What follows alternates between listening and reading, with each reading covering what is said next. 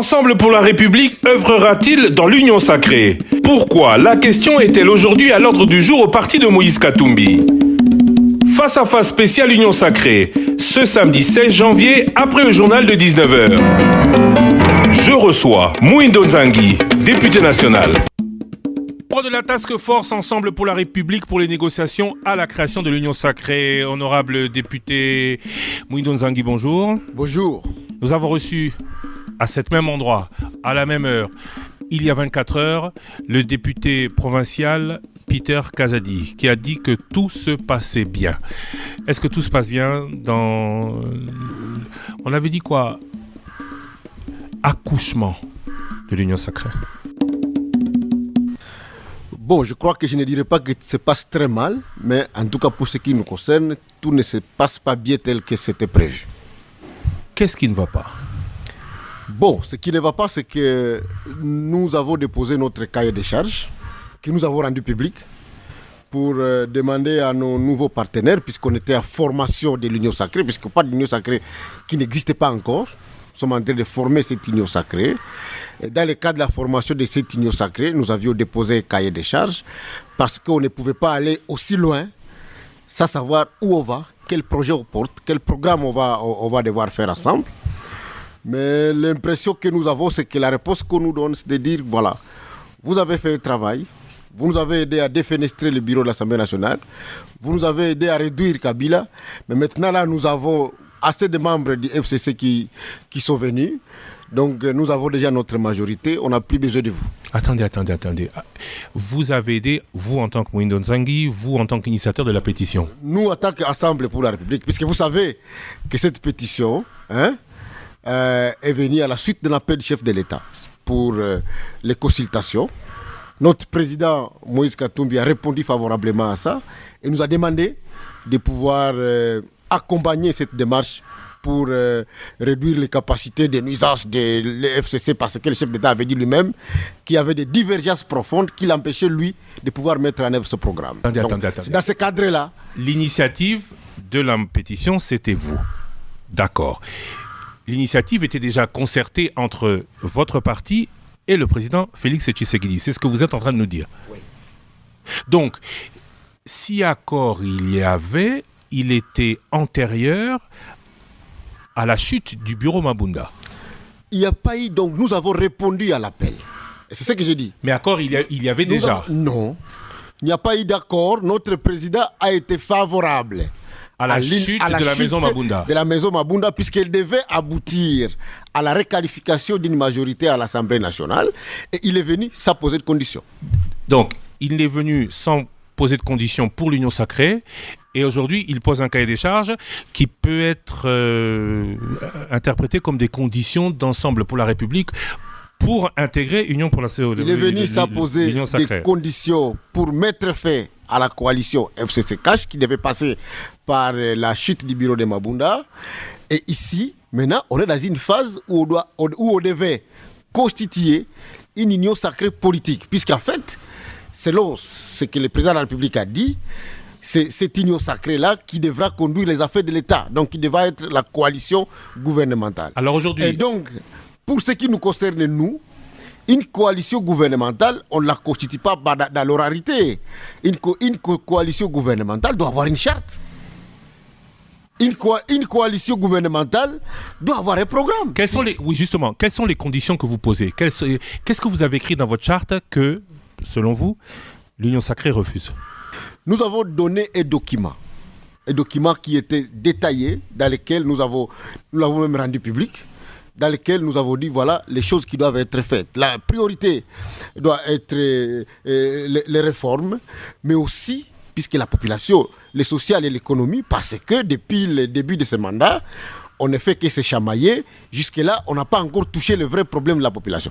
Et donc pour nous, pour les 3 ans qui restent, on devait se mettre d'accord sur un programme prioritaire qui concernerait la sécurisation du pays, l'établissement de base pour une économie, ce qui implique des réformes fiscales pour attirer les investisseurs, mais aussi le social de la population, qui inclut l'éducation et l'enseignement. On devrait se concentrer sur ça. Et sur le plan politique, on devait se concentrer sur les réformes. Il ne faut pas oublier que nous avons combattu un régime qui, depuis cet État, a mis en place des règles électorales et politiques qui aujourd'hui nous ont amenés dans cette crise ici. Et donc pour nous, on devait se concentrer aussi, si des réformes, on doit se mettre d'accord de quelles réformes on va faire. C'est ça la coalition gouvernementale. Et sur toutes ces conditions, à l'Union Sacrée, fin de non-recevoir, ils ne sont pas d'accord avec vous? Fait de non-recevoir, donc nous n'avons reçu ni réponse ni quoi que ce soit.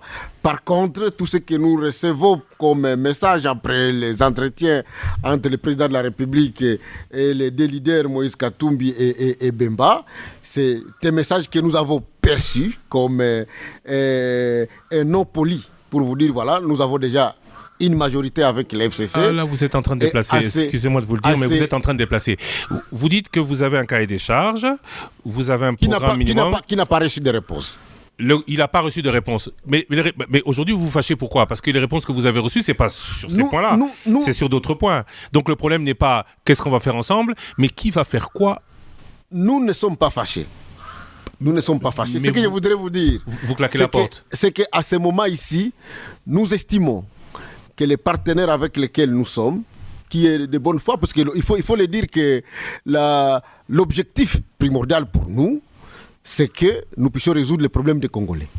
L'objectif n'est pas que Lusaka se retrouve telle part ou telle autre part, non.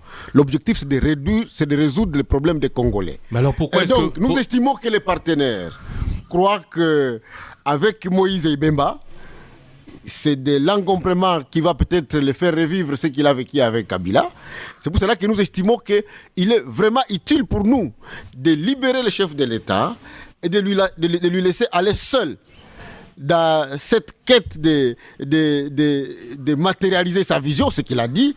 Et à ce moment ici, ça lui permet de pouvoir diriger avec les aciers du FCC pour qu'ils soient les seuls maîtres à bord. Parce que les non-polis que nous avons reçus, c'est un message clair pour nous dire, écoutez, je ne voudrais pas avoir des interférences, je voudrais diriger le pays seul.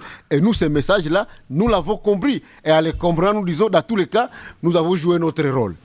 Nous avons joué un rôle important. Honorable Moïndo Nzangi, pourquoi ne dites-vous pas tout? Qu'est-ce que je n'ai pas encore dit? Pose la question, Ce que vous ne dites pas, c'est que... Première question. Est-ce que le président Tshisekedi a dit non au fait qu'il faut réformer l'économie, il faut faire des réformes politiques, il faut faire absolument tout pour que le social aille mieux? Première question, est-ce que le président a dit non? La réponse est oui. Le président ne veut pas le président, que ça aille mieux. En tout cas, le message que nous recevons de lui et de son équipe, c'est qu'il n'y aura pas de charte pour l'Union Sacrée. Ça veut dire ceci, que soit vous acceptez d'adhérer à quelque chose, vous n'avez pas le droit d'apporter quelque chose de nouveau, soit alors vous n'êtes pas d'accord. Et nous, on s'est dit qu'à ce niveau-là, on ne peut pas accepter d'entrer dans une coalition gouvernementale dans laquelle on n'aura même pas le droit de discuter un programme. Le fait de nous recevoir de notre cahier de charges, de dire, vous ne pouvez pas venir avec vos idées, nous avons nos idées, vous devez adhérer à nos idées que nous allons mettre. Mais je crois que les choses ont été claires, M. Peter Kazadi l'a dit hier. Oui. Il faut, 1, faire tomber le bureau, 2, mettre un nouveau bureau, 3, identifier une nouvelle majorité. Une fois que cette majorité sera identifiée, le gouvernement à mettre en place aura à définir ce programme commun. Pourquoi est-ce que vous dites déjà non alors qu'on n'est même pas déjà au deuxième stade qui est un bureau de l'Assemblée nationale? Est-ce que ça se passe comme ça? Non, c'est la question que je pose. Ça devrait se passer comment? Puisque aujourd'hui, ça devrait se passer. Puisqu'aujourd'hui, il y a un informateur. Est-ce que vous avez vu l'informateur? Nous l'avons vu. Est-ce qu'il a aussi déclaré que ce que vous proposez, il ne pouvait pas l'accepter? Écoutez, je voudrais que vous puissiez comprendre la démarche dès le début. Parce qu'on n'est pas ici dans un jeu de deep. Où on vous dit, voilà, faites d'abord tout, faites tomber ceci, allons jusqu'au bout, et puis après on va discuter. Non, on entre dans une coalition gouvernementale. Les bureaux, sa composition, ça fait partie de ce que nous devons avoir comme consensus, que nous devons avoir ensemble, de manière globale, pour dire, voilà, comme nous voulons donner une orientation telle, où nous voulons voter telle réforme, voici le profil des personnes qu'il faut à cette tête-là. Nous y arrivons. On ne peut pas. Donc le problème, c'est le manque de manière crue. Donc le problème, c'est un manque de consensus sur les personnes qui vont animer ces institutions et non pas sur le programme. Le manque de consensus sur le programme, le manque de consensus sur la manière de faire, ce qui implique aussi le manque de consensus sur les animateurs, puisque c'est un débat qui est lié. Il ne faut pas qu'on les saucissonne, qu'on s'arrête seulement à dire que c'est un manque de consensus sur les personnes, alors que dans les premiers temps, nous n'avons pas encore mis la question des personnes sur la table. Ce que nous avons mis sur la table, c'est seulement un cahier de charges qui concerne, qui est un programme qui est très bon. Que vous a dit l'informateur ? Qui est très bon. Que vous a dit l'informateur ? Non, je ne voudrais pas entrer ici dans ce que le formateur, vous l'avez vu ? Dans ce que le formateur a dit. Vous l'avez vu ? Mais je voudrais vous dire qu'à ce stade ici, le message que nous avons reçu de la part de nos partenaires, c'est un message clair qui est, voilà, vous avez fait le travail, mais nous avons déjà obtenu une majorité avec le FCC, puisqu'il s'est écroulé, et que le nombre de députés du FCC qui sont venus après est déjà suffisant pour nous permettre d'avoir une majorité. Et à ce moment-là, nous on dit, tant mieux. C'est ce que le président de la République voulait. Nous avions un intérêt commun, celui de faire tomber le FCC. Ça reste un intérêt commun pour nous. Et d'ailleurs, même pour la suite du processus, pour ce qui concerne mettre fin vraiment définitivement à cette coalition, nous n'allons pas faire ombrage. Mais pour le reste, nous allons rester dans notre rôle d'opposition républicaine, c'est-à-dire de la critique objective. Et les réformes qui sont bonnes, nous allons les soutenir. Et tant mieux, nous allons laisser au chef de l'État conduire seul la politique de la nation. Comme ça, il sera comptable seul à 2023 comme il le voulait. Donc, je reviens sur mes questions. Vous avez vu l'informateur ? Moi, j'ai vu les formateurs. Vous lui avez dit que vous ne serez pas de la majorité, que vous restez dans l'opposition. Nous ne sommes pas à cette étape-là. Moi, je crois que l'annonce que nous faisons aujourd'hui, c'est cette annonce que nous allons faire de manière solennelle, que dans les conditions actuelles, nous ne saurons pas être de l'Union sacrée. Certains disent, Ensemble et MLC, marchande la requalification de la majorité, alors qu'à eux deux, ils n'ont même pas 100 députés. Est-ce que vous pouvez exiger aujourd'hui un poste avant que l'on sache qui est en quel nombre dans cette majorité ? Est-ce qu'aujourd'hui, le président Tshisekedi peut dire à Ensemble et MLC, je vous donne par exemple la présidence de l'Assemblée nationale, alors que au final, on verra qu'Ensemble et MLC, ensemble, c'est 80 ou 100 députés, et que d'autres députés feront à eux seuls cette majorité. Je voudrais que vous sachiez que ce travail, ça fait quand même un mois que nous sommes en train de faire ce travail ici. Savoir qui amène quoi, ce travail a déjà été fait. Il est question que ce travail soit formalisé par les formateurs. Ah non, le travail n'a pas été fait. On ne sait pas encore. Vous ne saviez même pas, vous, il y a 3-4 jours, que Steve Bika et que Lambert Mende, qu'il y aurait un tel afflux. Aujourd'hui, cet afflux il est de plus en plus grand. Et le nombre des ex-FCC est aujourd'hui plus important qu'Ensemble et MLC ensemble. C'est ça aussi le plus grand problème que nous avons. Ça veut dire que lorsque le chef de l'État a fait son discours et qu'il a dit de manière très claire qu'il mettait fait à la coalition FCC Cash, ce qui est le cas, oui. Et qu'aujourd'hui, à remercier Ensemble et le MLC, il va demeurer dans une logique d'une coalition FCC Cash, ça devient contradictoire. Non, ce n'est plus ça devient contradictoire, puisque lorsqu'il nous oppose une majorité qui viendrait du FCC ou qui est arrivée du FCC, et que c'est cette majorité que nous devons considérer comme les plus grands, et que c'est eux qui devront, dans la suite, fixer et la politique et les animateurs des institutions de la République, ça veut dire effectivement que nous, comme Lambert Mende l'a dit ici, nous sommes appelés à venir adhérer à une majorité FCC Cash élargie. Et nous, ça, on n'accepte pas. On n'accepte pas d'être une majorité. On n'accepte pas d'être une majorité FCC Cash élargie parce que l'appel auquel nous avons répondu, c'était un appel très clair. Je ne suis pas à l'aise avec le FCC. Je ne suis pas à l'aise avec Kabila. Vous, avec un petit nombre de députés qui viendront du FCC, qui sont acquis au changement, qu'on a trouvé avec le vote de la motion de Mabunda, nous allons constituer une nouvelle coalition qu'on appellerait Union Sacrée. Mais aujourd'hui, tout ça, on l'a bien compris. Mais le langage a complètement changé. Honorable Mouindo, à cette heure ici, c'est qu'il y a déjà une majorité FCC qui va accompagner les chefs de l'État. Donc on entre dans le FCC Cash nouvelle formule. Honorable Mouindo Nzangi, quand vous prenez le Cash, l'ancien Cash, quand vous prenez même la Mouka, Ensemble, le MLC, à eux tous, il est impossible mathématiquement de créer une majorité. Vous semblez dire, le président ne doit travailler qu'avec nous, pas avec eux. Et donc, vous êtes en train d'œuvrer au fait que le président n'ait pas de majorité. Aujourd'hui, comment vous faites-vous ce que vous dites vouloir appliquer sans ces anciens FCC qui, numériquement, totalisent plus de 350 députés à la date de janvier 2019. Oui, je voudrais donc vous dire ceci. Il faut que vous me compreniez très bien. L'idée de départ n'était pas que tous les FCC arrivent. J'ai suivi Peter Kazadi hier dire que même si Kabila aussi veut venir, il va venir à l'Union sacrée. L'idée de départ, ce n'était pas ça. Puisque le président de la République se plaît qu'avec les anciennes méthodes et les anciennes personnes, il n'arrivait pas à appliquer son programme, sa vision, et donc de répondre aux problèmes des Congolais. Voilà les postulats de base. Mais aujourd'hui, lorsque, je ne citerai pas beaucoup déjà, lorsque des figures emblématiques du FCC arrivent, ça vous pose un problème. Lorsque les gens comme l'M23 arrivent, ça vous pose un problème. Lorsque voilà, ça nous pose énormément de problèmes de moralité politique, mais aussi de conscience, pour lesquels on s'interroge et se dit, mais est-ce que c'est encore l'Union sacrée, le Congo nouveau qui a été prôné, ou alors là, on est entré vraiment dans une... Donc vous aurez voulu que le président... changement de façade. Donc vous aurez voulu que le président conditionne l'entrée dans cette Union sacrée. Et c'est ce que nous avons dit percevoir de sa vision et de son idée, parce qu'on ne peut pas prétendre qu'il n'y avait pas de majorité. Vous savez que nous avons signé la pétition à 251, c'était déjà une majorité. Avec des membres du FCC. Avec certains membres du FCC qui venaient des regroupements, effectivement, qui se sont détachés, attaqués les regroupements du FCC pour venir à l'Union sacrée, et ce qui est bon. Et nous avons voté à 281 des personnes qui étaient clairement identifiables. Et nous, on s'est dit ceci. Clairement identifiable, le vote est en secret.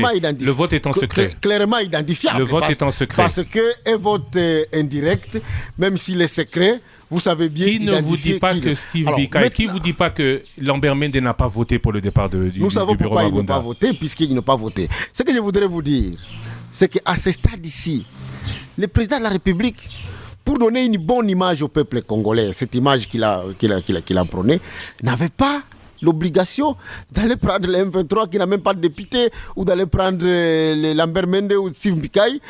Il pouvait bien s'arrêter à des regroupements politiques qui se sont détachés dès la première ère du FCC pour dire nous venons former une majorité avec vous. La deuxième chose, c'est qu'aujourd'hui, on est en train de vouloir nous opposer et FCC reconstitué au sein de l'Union sacrée. Alors que l'idée de base, qui est même acceptable, c'est que Kabila reste avec son FCC et qu'il y a des regroupements politiques qui étaient membres du FCC, qui étaient en coalition avec lui, qui viennent avec leur poids politique, de venir avec leur poids politique. Pourquoi le président de la République ne veut pas construire sur quelque chose de solide et de stable? Peut-être parce que pourquoi chercher à construire sur les individualités? Peut-être parce qu'Ensemble pour la République, à lui seul, et c'est ce que vous défendez aujourd'hui, je pense, est la plus forte et le plus fort regroupant en nombre dans cet état d'esprit qui est le vôtre au sein de cette union sacrée. Bon, si c'est ça les chiffres, puisque nous sommes dans une démocratie, dans la démocratie, les règlements de l'Assemblée nationale parlent du poids numérique. Si ça les chiffres, c'est une évidence. Aujourd'hui, pourquoi chercher à contourner cette évidence par des subterfuges, par des choses qui peuvent amener la cacophonie ou qui nous amènent à une cacophonie que nous sommes dans la vie aujourd'hui. Je voudrais vous dire par exemple que nous, Ensemble pour la République, d'ailleurs le président Moïse Katumbi l'a dit, notre intention n'a jamais été de venir faire les FCC bis. Ça n'a jamais été l'intention. C'est pour cela que le président Moïse l'a dit déjà dès le début que lui n'était même pas partant pour n'importe quel pour des postes, quels que soient les postes qui vont être proposés. Il était disposé et depuis le début, ça a été le cas, puisqu'après l'élection de Félix Tshisekedi, Ensemble a été la première plateforme qui a fait une déclaration pour dire on fait l'opposition républicaine, on va soutenir ce qui sera de bon et ce qui sera mauvais, on va pouvoir les... Et donc, nous, c'était la plateforme disposée de manière volontaire et sans arrière-passé à pouvoir accompagner cette action du chef de l'État pour le bien du peuple congolais. Honorable Mounindo Nzangi, soyons concrets. Allons-y. Ensemble pour la République demande au président Tshisekedi, avec le MLC, la présidence d'une institution majeure. Entendez, la primature ou la présidence de l'Assemblée nationale.